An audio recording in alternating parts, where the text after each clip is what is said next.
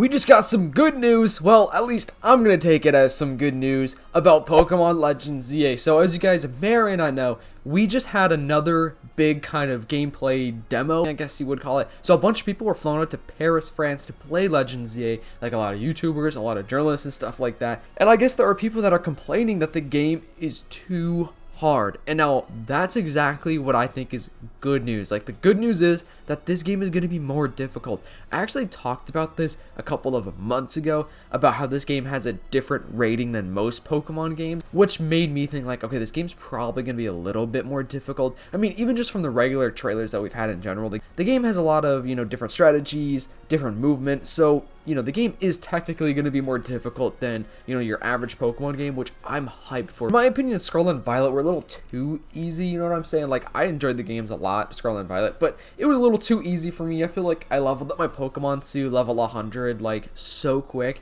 and usually I don't level up my Pokemon to level 100 because that's usually super hard to do. But anyways, this is from a post on Twitter. So the journalist said, "I also discovered one deeply frustrating oversight. After several torturous minutes of battling an alpha binacle, I found my not Paris waterfront," which, first of all, does he mean like it doesn't look like Paris? Or I don't really know what he means by not Paris waterfront specifically, but kind of feels like a little diss at the game in a way. Then he said, "Eventually getting it down to the last slither of red HP, a brief cutscene triggered to indicate that day had officially switched to night, and therefore ZA Royale is now open for entrance. How did that impact my epic struggle with Binacle? You can probably guess from the frustration. It reset its health back to full, while my battered end of battle team remain, well, battered.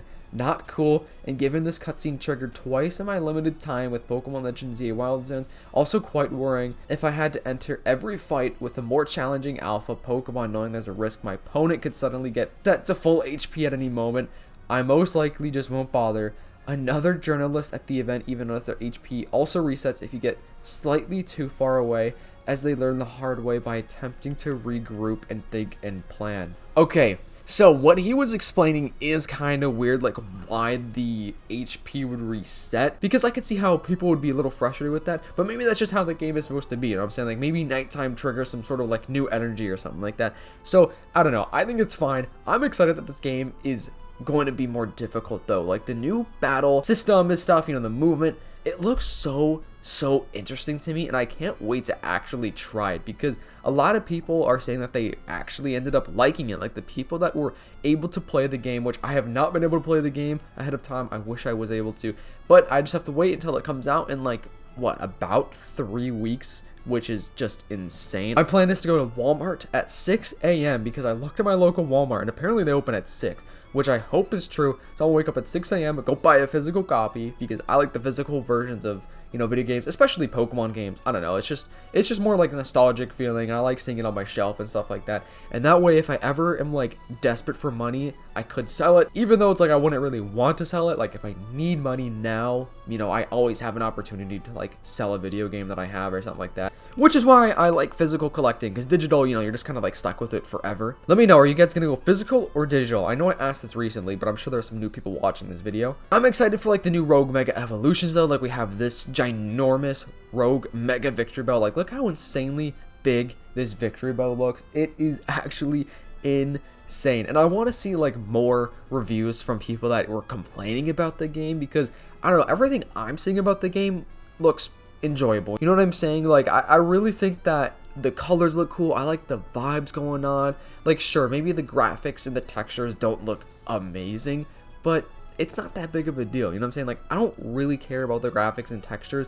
I mean, as long as they don't look completely terrible, like really bad, because they definitely don't look really bad. They don't look really good, but if the game is really fun, if everything else is exciting, I don't really care about that at all, because I think it's just going to be a fun experience, and it's like a one-time game. Like, this is a one-time Pokemon game where it's taking place just in the city, which is so weird but so cool. Like, it's not a typical Pokemon game, and I know it's a Legends game, and it is still a mainline game. A lot of people in the comments be saying that Legends games aren't mainline games, but no, they actually are mainline Pokemon games. And then of course Generation 10 is going to be the next, big Pokemon game, which is going to come out next year, guys. So stay tuned. Build up your wallets because, oh my goodness, that game is probably going to be $80. Now thinking about how all these new video game companies, Xbox and stuff, PlayStation, I'm pretty sure like they raised the console prices again for those.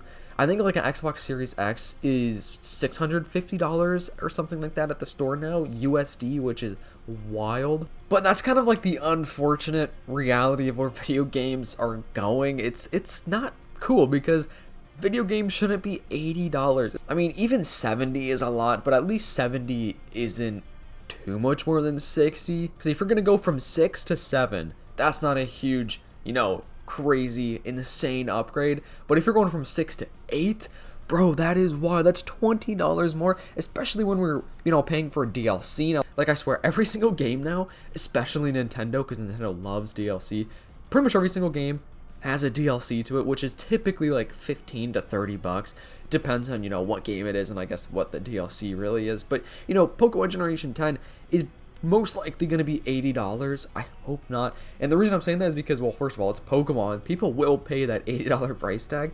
And it's probably going to be a Switch 2 exclusive if I had to imagine. That's what a lot of the leaks are saying. A lot of the original leaks were saying Gen 10 was going to be a release on the Switch 1 and the Switch 2. But now the newer leaks have been saying it's going to be a Switch 2 game only. Mario Kart World is an $80 game. So if Mario Kart World is $80, I could imagine Generation 10 is going to be $80 as well. But I don't know, man. That game better be worth 80 bucks because I don't think Mario Kart World was worth $80. I think it's worth 60. I don't think it's worth 80. Let me know what your thoughts about that are because it's very controversial. Because a lot of people are like, yeah, who really cares about the prices? Which is like, yeah, I guess so. But dude, these prices are getting insane.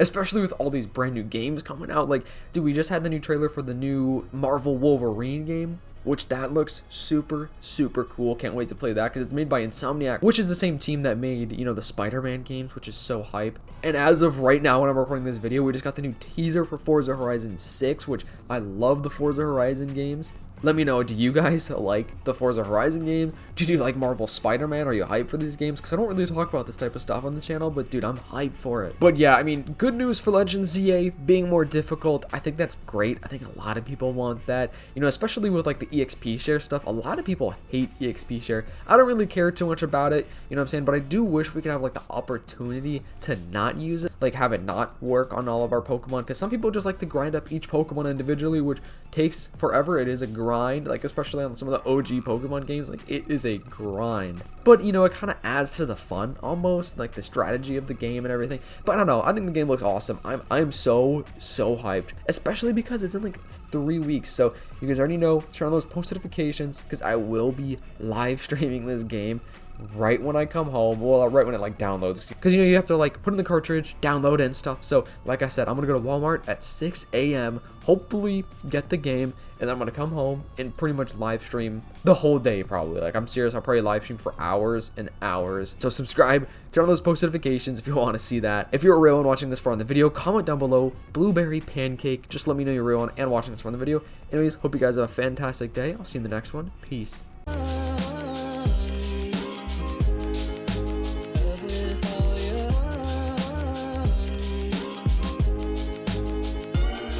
Someone